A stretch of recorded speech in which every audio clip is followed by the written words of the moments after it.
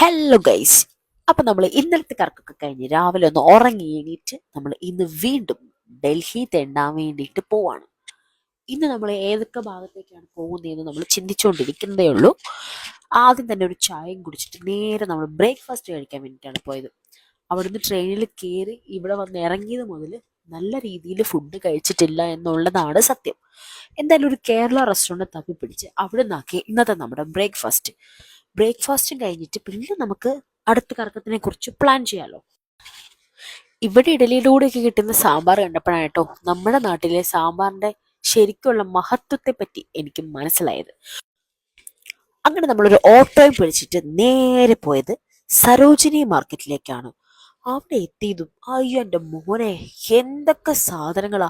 നമ്മുടെ C I D മൂസയിൽ ബിന്ദു പണിക്കര് പറയുന്ന പോലെ എന്തെടുക്കണം എന്നുള്ളൊരു കൺഫ്യൂഷൻ ഉണ്ടല്ലോ, അതുപോലെ ഇപ്പോൾ പ്രത്യേകിച്ച് നമ്മൾ ലേഡീസിന് ഇഷ്ടപ്പെടുന്ന ഒരുപാട് ഐറ്റംസ് ഉണ്ട് കേട്ടോ.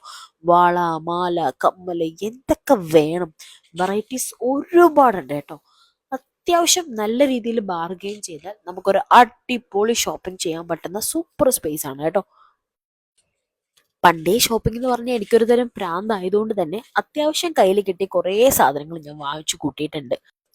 പിന്നെ എൻ്റെ സൗണ്ട് കേട്ടിട്ട് തൊണ്ടയ്ക്കാരും കുത്തിപ്പിടിച്ചെന്ന് വിചാരിക്കേണ്ട. ഈ ട്രാവലിംഗ് തുടങ്ങിയപ്പോൾ മുതൽ തൊണ്ട പണിതാൻ തുടങ്ങിയതാണ്.